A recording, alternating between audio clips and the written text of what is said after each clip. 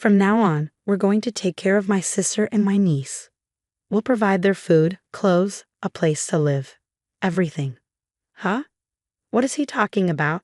I mean, for the past month, my sister-in-law hasn't paid a single penny for this house. We've been feeding her. Wait, you never said they'd be living with us all the time.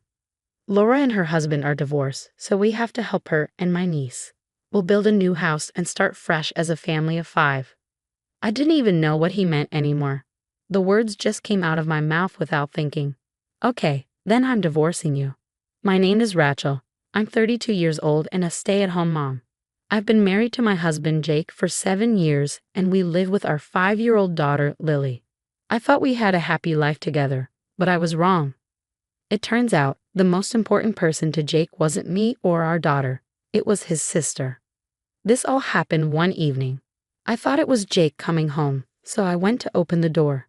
But instead, I found his sister, Laura, and her daughter, Emma, standing there.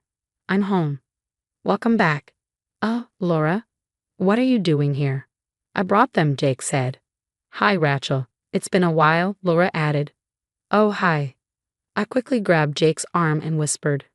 Ouch. What? I'm asking you, why did you bring them here? Oh, Laura is having some problems with her husband. I felt bad for her, so I told her she could stay with us. No way. That's insane. What? Why? You should have asked me first. This is my home too. Lily is here as well. So you want me to abandon my sister? That's so cruel. That's not what I'm saying. It's not like they'll be here forever. With that, he just walked into the living room like it was no big deal. But of course, I wasn't going to let them stay forever. I had learned over the years that Jake was way too attached to his sister. Even when we were dating, he always talked about how amazing she was. But I had never seen him dote on her like this before. Back then, I thought he was just a family-oriented guy who cared about his sister. But now I wasn't so sure. Not long after we got married, my sister-in-law started visiting our house by herself. She kept interrupting our newlywed life, eating dinner with us and going shopping with my husband like it was completely normal. Jake never told her to stop. Instead, he would just say, "It's so much fun." But then Laura got married, and before I could lose my patience, she finally stopped coming over. I was relieved. Now, after all these years, I was afraid we were about to go through the same nightmare again. I sighed and walked back to the living room. Laura was already lying on the couch, watching TV. She acted like she owned the place. And of course, Jake was spoiling her even more. Laura, do you want some coffee? Yes, please. Emma, I'll get you some oranges. Yay, cool. There's pudding in the fridge. I love pudding. Hey, I bought that for Lily, me, and you. Don't be so stingy. We should treat guests well, right? Are you saying I'm stingy? Lily looked so sad that her pudding was gone. Lily, let's go to a restaurant. You can eat whatever sweets you want there. Really? Yay. I felt bad for my daughter, and honestly, I needed a break. At the restaurant, Lily was happily eating her parfait, her eyes shining. I sipped my coffee, thinking about how to get rid of Laura. Then, suddenly, oh, so this is where you are. What? To my shock, Jake had followed us to the restaurant. You could have at least made food for us. I left dinner on the table. You should have made something fresh for Laura and Emma, too. Rachel, you're not much of a housewife, are you? What? What are you even saying? Instead of arguing, he sat down, looked at the menu, and ordered steaks for himself and Laura. He also got a kid's meal for Emma. I had been hoping for a quiet moment alone with my daughter, but now that was ruined. Then Laura suddenly said, I want the same parfait Lily is eating. Jake added, yeah, I want dessert too. So he ordered 2 more parfaits and Laura and Emma shared one. How much do you even eat? You just had pudding before this. That's why we came to a restaurant. Ew, I'm so full. Me too, I'm getting sleepy. Well, let's go home. Then, just as they stood up, Jake said, Rachel, pay the bill. What? Before I could even react, he walked out with Laura and Emma, leaving me with the check. In the end, I had to pay for Laura's food out of our family budget. And since Jake ordered expensive meals, the bill was nearly $50. If he hadn't brought Laura, we wouldn't have spent that much. 2 weeks passed and Laura still hadn't left. Jake was so focused on his sister and niece that he barely even looked at his own daughter. One day, Lily came to me, tears in her eyes. "Mom, is Emma more important to Dad than me?" I held her close, trying to comfort her. "Sweetheart, Emma is just in a tough situation right now. She had to leave her home." But deep down, I knew this wasn't just about helping family. Jake was putting Laura first, no matter how it hurt the rest of us. "So your dad is just trying to be nice to her." I knew I couldn't keep living like this, so I decided to talk to Jake and ask him to fix the situation. "Lily is really sad because you don't pay attention to her. I'm not saying you shouldn't care about Emma, but you need to be there for Lily too." Jake gave me an annoyed look and muttered, "Okay. What's with that attitude? Are you really that bothered by spending time with your own daughter?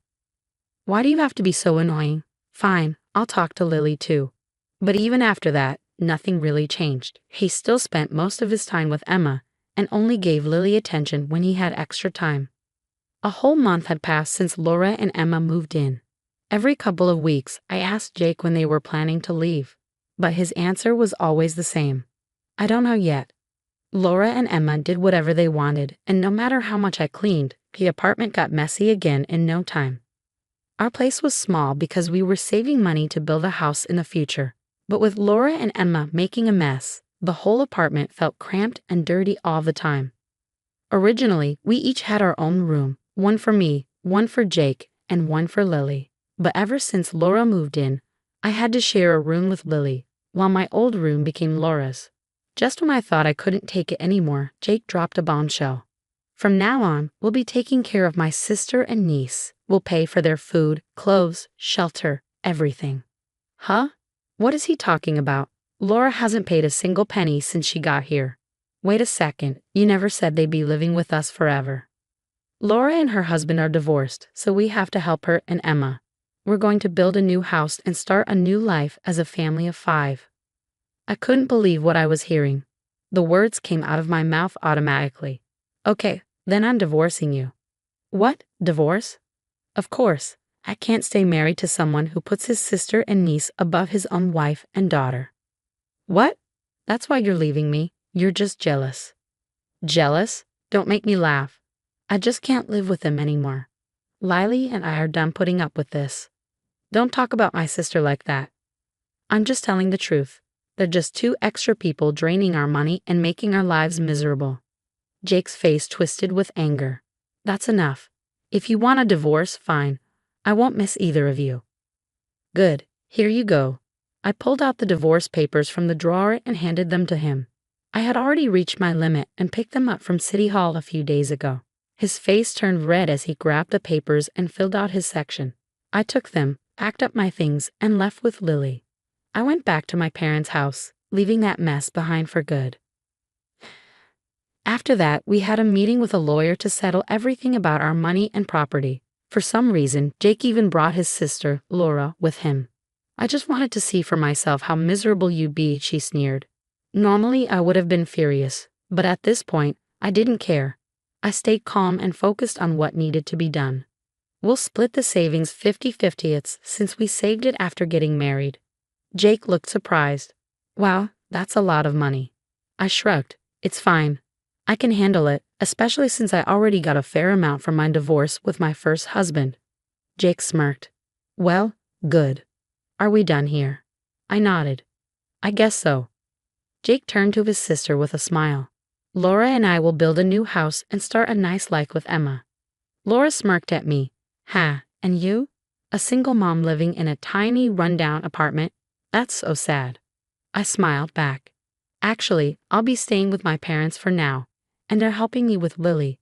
But by the way, you keep talking about building a new house. Did you forget something?" Jake frowned. "What?" I sighed. "Oh, Jake, you really are forgetful sometimes." He looked confused. "What are you talking about?" "We were only planning to build a house because my dad offered to give us land. But now that we're divorced, that land isn't yours anymore. So unless you want to buy your own land, you won't be able to build anything. With the money you have left, the best you can afford is a tiny shack." Jake's face turned pale, and he went completely silent. Laura panicked. "Wait. What? Jake, you said we'd get to live in a brand new house for free. I picked up my things. Not my problem. Anyway, I'll be going now. Bye. Wait, come back here, Laura shouted.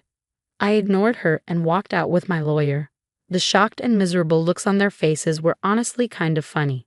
Later, I heard that Jake was still living in the same apartment with Laura and Emma. But now, with 3 people to support and child support payments for Lily, his savings were shrinking fast. Apparently, Laura's ex-husband left her because she wasted too much money, so I have no doubt she'll burn through Jake's savings too. At one point, Jake actually tried to contact me, asking if we could get back together. I ignored him and blocked his number. Meanwhile, I got a new job, and my parents are helping me take care of Lily. She's really close to them now, and they adore her. She doesn't even ask about her father anymore. Since the divorce, she hasn't once mentioned wanting to see him. I'm focused on raising my daughter and building a happy life with my family. Thanks for watching. If you like this story, don't forget to subscribe to the channel. See you in the next video.